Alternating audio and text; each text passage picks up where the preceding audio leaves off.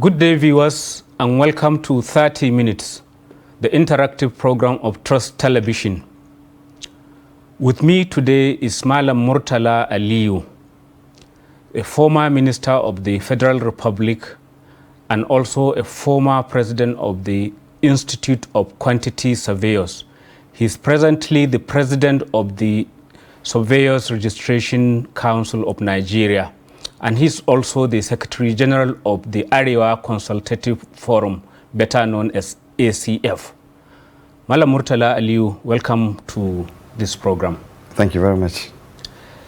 Do we start from the present before we go to the past? How did you become the chair of the Quantity Surveyors Registration Board after being the president of the institute? Well, the board, the regulatory body, is a body that has in it the representative of the institute, the elected members by the Ministry of Works and Housing, and also members from the training institutions like universities and polytechnics. We have in all 15 members. The Nigerian Institute of Quantity Surveyors will give 5. The academic institutions will give 2 each. That is, 4 in all. By convention, we just take 2 from universities and 2 from polytechnics. And then the remaining 5 or 6 will be appointed through the ministry. One should be representing all the sectors of like construction, like public service, like consultancy, and so on. And you register all, you are the board that registers all members? Yes, we license the members. Right. Do you also de-license? Yes, we do. With all the quackery and all the things that go on in the professions? We do the licensing. But there's a process for that. There's a body or a committee of the board that does that, a disciplinary committee. I had to go through a process and then we can take you out of the register. Have you done any recently, with all the collapsed buildings and questionable structures being put up? No, we haven't deregistered anyone yet. You know, the unfortunate thing about collapsed building is that you hardly find quantity surveyors directly involved. We are only probably precariously involved because we are part of a team that's supposed to be in charge of that. When you look at the design of construction projects, the engineers and the architects, or depending on whether it's building or infrastructure, will design and they also check the integrity. We are to manage the costs. We are also managing ensuring that specifications are followed. You said you are to manage the cost. Do you also balloon the costs? Well, I won't call it ballooning the cost. Probably conservators can conspire in getting the cost ballooned. But professionally, you cannot balloon the cost. Because, there is all this issue of corruption. You see that buildings and projects that simply start in hundreds of millions soon graduate to billions of naira, and there are all sorts of variation. And you wonder, how come? What is happening? Is it just inflation or something else? Yes, I think in the initial stage, sometimes is from the preparation of the projects. When you look at our budgets, sometimes civil servants sit down and allocate figures to projects without really recourse to professionals. Because there are no professionals in the ministries? Well, or they are not listened to? They are, but if you are in the ministry and ours, at least, I know how budgets are prepared, you'll be shocked that nobody's consulted. They will ask you to bring something from your department. You will sit down. Sometimes the head will just cut some figures or increase some figures and forward it. Or sometimes, in fact, you mark up from the previous year's allocation. So the professionals are not involved in pre-budget activities. And I think that's what's fundamental. So that right from the beginning, and I'm talking about government projects, right from the beginning, the correct costs are found. There's also this major challenge in Nigeria. And in the whole world, it's only in Nigeria that happens. What is that? The engineers came up with something they call BEME. BEME. Oh, BEME. Building, is it engineering, management, whatever, evaluation or something like that. I don't even know the name, but they call it BEME. What does it entail? They go into costing, and it's not their field. Their field is to design. Somebody is trained in costing. So when they brought that, you find arbitrary figures being given to something. So sometimes we have that challenge. And in another way, we also have the challenge of even not involving professionals at all. So at the end of the day, what you have is you have a figure, they will tell you this contract is awarded. Or sometimes when you send it to the procurement departments, they will tell you they have a benchmark, this is the figure. And costing is a science in its own. There are quite a number of variables that are included, and a change in one will affect everything. So this is why the problems are. You know, at the beginning, we start with the wrong premise. And at the end of the day, you find that you have to come back to the correct lane. And I'm not discounting the fact that there can be corruption also. Yes, because, I mean, we still see figures that seem out of this world in some projects, especially when there are all these variations and it takes almost forever for those projects to get completed. Yeah, sometimes what happens is also we are not comparing the correct things. I'll give you an example. Some time ago, it was too much in the news that the rail projects, so much in Nigeria and so much in Kenya or in Ethiopia. You find that you have to take all the components of the rail station. In our own case in Nigeria, I think it's a composite price they're given. In some countries, they take out the rail stations separately. They take out the buildings like hotels and canteens and so on away from that. They take out the communication thing. And also sometimes terrain also matters. Then how come? And I'm not saying that our oil is not inflated. What I'm saying is that you can't compare a project in Nigeria or in Ghana and Ethiopia without knowing the components involved. What about projects within the same country, within Nigeria? You find that there have been instances, I have seen reports of projects up north in the northwestern states, road projects costing more than what they cost in the Niger Delta. How could that be possible? Well, I want to believe that, like I said, I'm not discounting the fact that there can be corruption.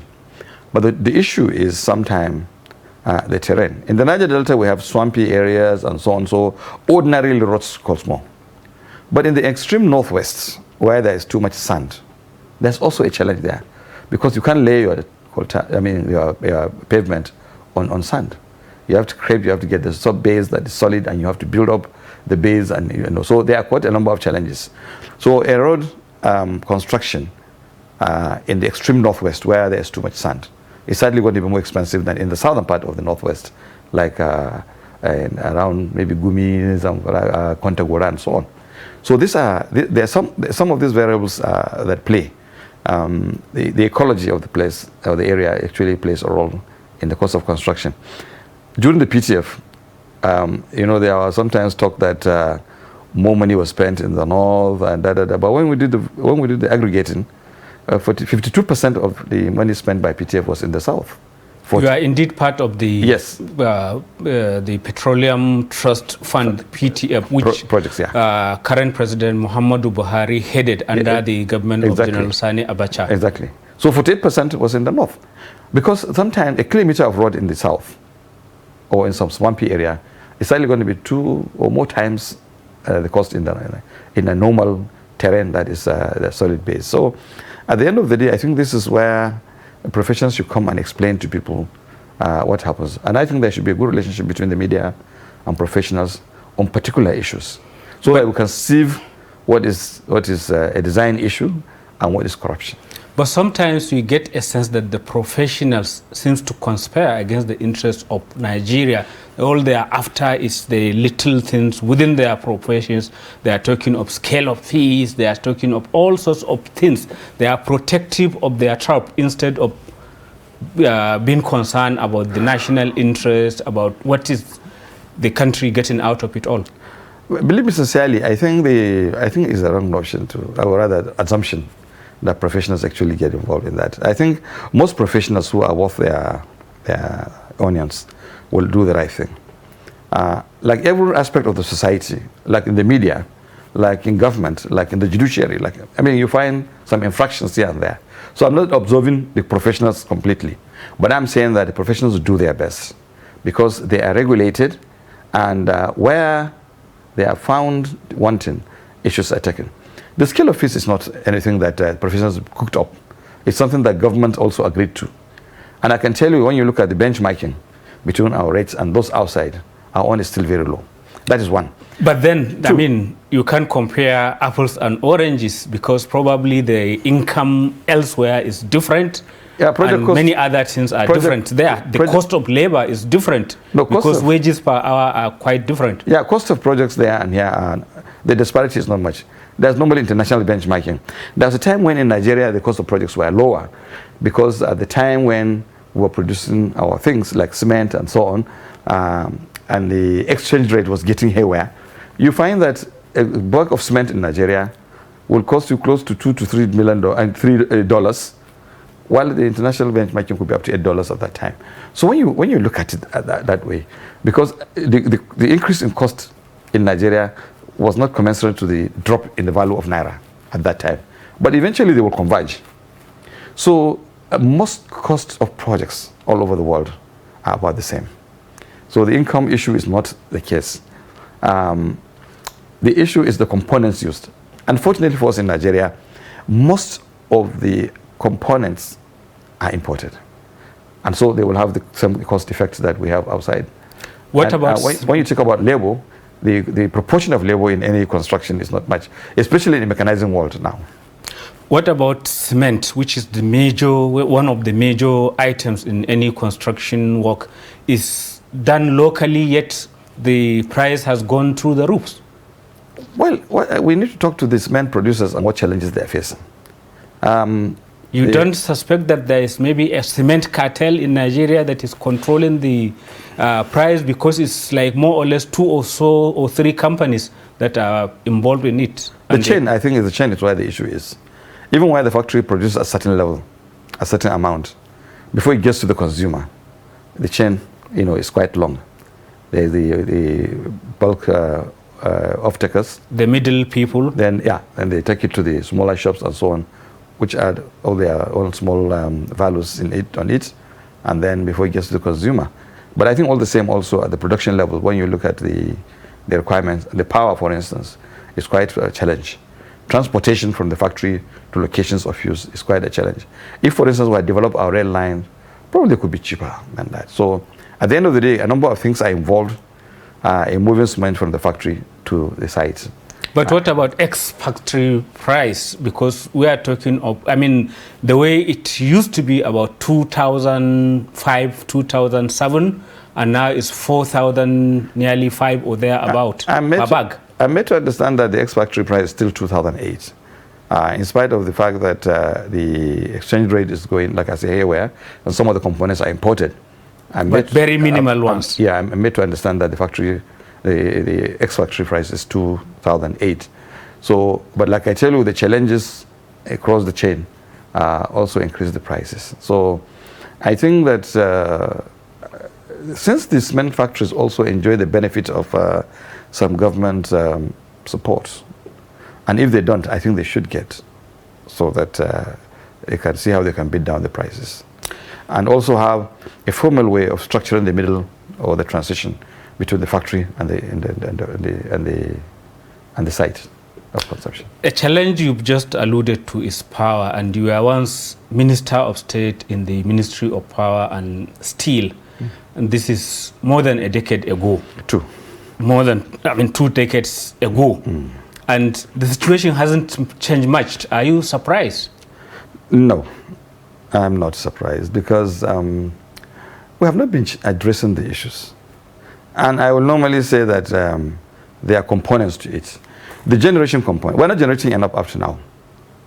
But I saw recently the presidential spokesman Garba Shehu is saying now we are generating 13,000 megawatts. In a country of 200 million people or more, look, the city of Jeddah in Saudi Arabia consumes about 5 megawatts. So we are just like supplying 2 cities of Jeddah and a small town.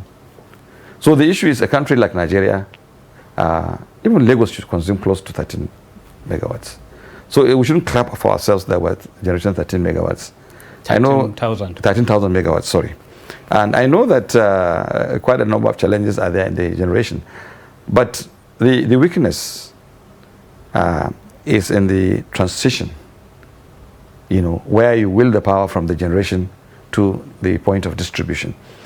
Still let's talk about the generation first, before we even go to the transmission. Okay. Why is it impossible, so to say, that the seeming signature project of this government, which was the Mambila, from the way they started talking about it early when they came in to now, not much has happened, not even a spade has been put in the ground there, no compensation paid to the villages on the site, and we are at the tail end of the administration, and it looked like one of the projects that could change a lot of things because it's over 1,000 megawatts just on its own. Yeah, Mambila, actually you were surprised to know that I was the first to sign the MOU on Mambila about 20 years ago. We went to China. At that time, it was supposed to cost about $3 billion.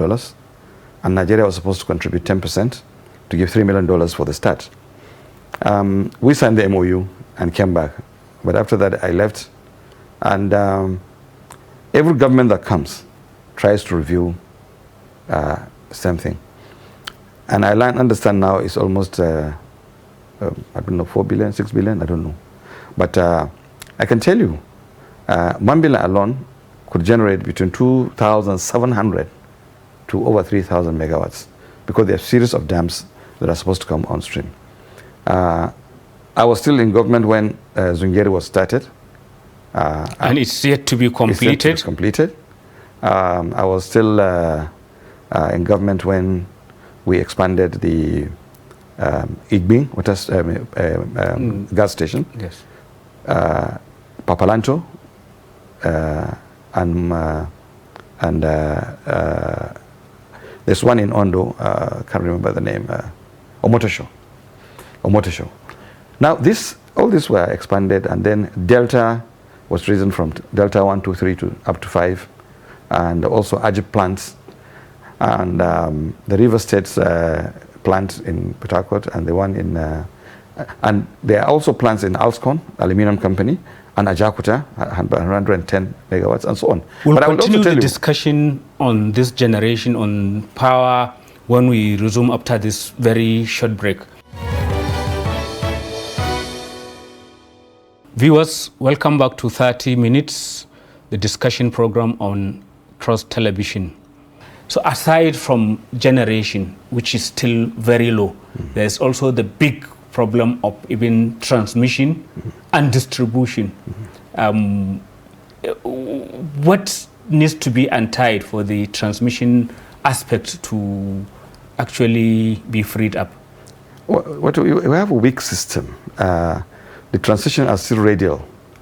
I'll give you an example. When the transmission line to Maiduguri was brought down, yeah. the whole city was out of power for some time. About air. Yeah. The truth is that if we have the web system, you can supply Maiduguri from another angle. Let's say if there was a line that comes in from Yola, or another one that comes in from upper part of Maiduguri, you can supply. So even if there's a challenge on one line, you can do that. So the whole transmission capacity is actually, it's a weak design. It has not been totally complemented. And then also the capacity for the distribution, like the power transformers, we need to have booster stations and so on. So it's a lot of investment. And unfortunately, it's not the part that is there's no led to investors. It's a part that's still held by government. Yes, it's still held by government, Yes. and the transmission company has been talking of a lot of progress, a lot of investments, big towers and stations all over the country. When do we begin to see the benefit of all those things that they've been doing? When Usman Guru was the MD, Former MD, yes. Yeah, I had a discussion with him, and I could see they have a good plan. I'm sure if they are able to carry that out, we'll have some better quality power. But for now, I think there's a lot of work to be done in the transmission realm. And then there is the problem of distribution as well. Now I mean, it's been privatized, but is there still been spoon-fed by government? Some of them, billions have to be put into, and then in some cases, government has reacquired some of the sold ones to be resold again. It doesn't appear to be a formula that is working. No, I think it's not the formula that is a problem. I think in the initial stage it was the perception that became a problem. People, it came after the deregulation of the telecom companies, and people thought it's going to be like telecom, and went in without due diligence, bought into the distribution companies. They thought it was a favor. Actually, anybody who buys the distribution company ought to invest substantially in the distribution companies. It means even the government didn't do the due diligence. It shouldn't have sold it to the companies it sold those assets to. The government was just eager to let them go. That is where the problem was. So at the end of the day, anybody who had bought the distribution company should have planned maybe a 10 or 5 years of continuous investment and another maybe 3 or 4 years without expecting anything. And the government may also need to have complemented like they're doing now, or at least open up the space for them, some funding space for them that is cheap, that they will be able to strengthen the thing. I'll give you an example. But the impression most people have is like the distribution companies are just taking money, not even paying the bulk electricity company for the power that they are taking. Sometimes they say they can't take even the power, and then meanwhile there's power outages everywhere. Exactly. I'll tell you why the problem is. I'll take the city of Kano. Now, if you take city itself, and even some of the new layouts like Sheka and so on, you find that the transformers that were put there were meant to cater for some few habitats. Now with modernization, with growth in the economy and so on, people are building bigger houses, consumption is increasing, the population is increasing, the infrastructure is not expanded. So there's a lot of pressure on the infrastructure in the first place.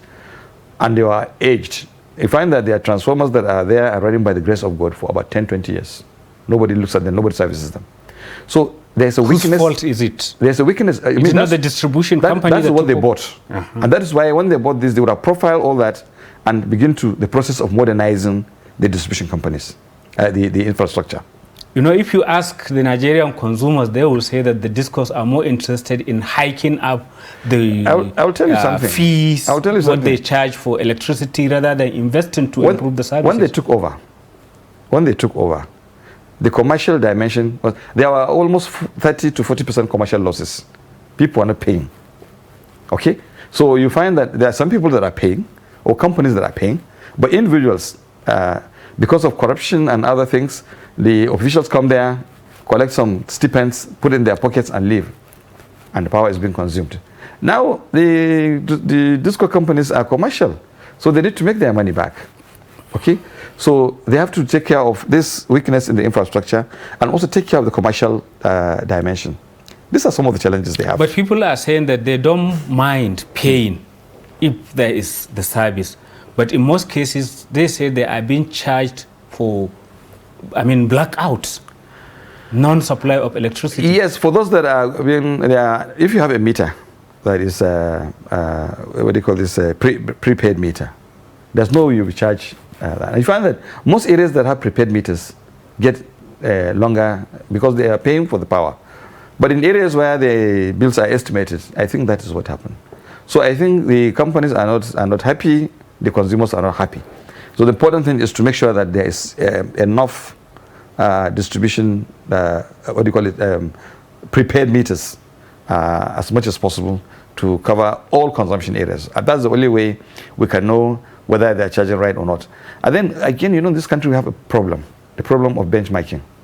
They'll tell you in Niger or in Cameroon or in Ghana, this is a cost per unit. And in Nigeria, it's still very low. But we're not looking at also the earning of people, how much you earn, compared to somebody in Ghana or in Niger. We have to look at the whole basket and see how whether we are really comparing apple for apple, like you said, or orange for orange. You wear so many hats, so let's briefly touch on one of those. That is, you are currently the Secretary General of the Aliyu Consultative Forum, and is supposed to champion cause of Aliyu meaning the whole of northern Nigeria, not some ethnic group, whether Hausa, Fulani, but involving the Kares, the Mumuyes, the Thieves, the Jukuns, everybody that is in the northern part of the country. The impression people have is like you are not doing enough? Yes, it's possible to think so.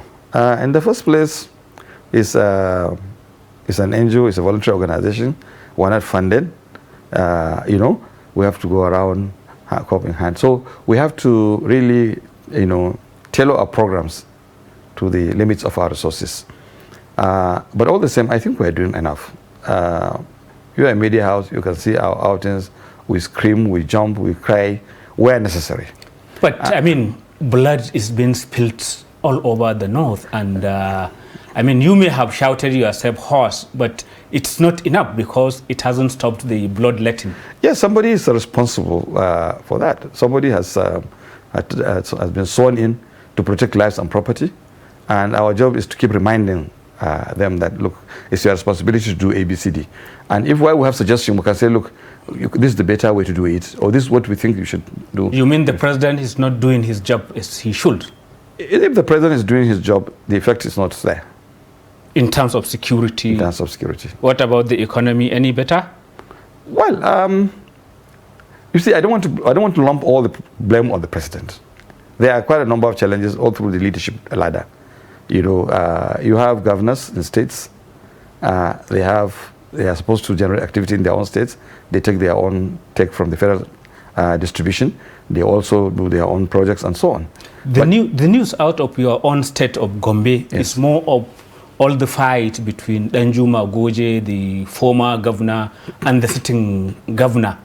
Where do you stand on all these things? No, I think in fairness to the states, I think the governor should be allowed to work. I think all the fights are just distractions. So far, so good. He's doing well. I mean, there are people that may not be happy the way he's doing things, but I think by my own assessment, he's doing well.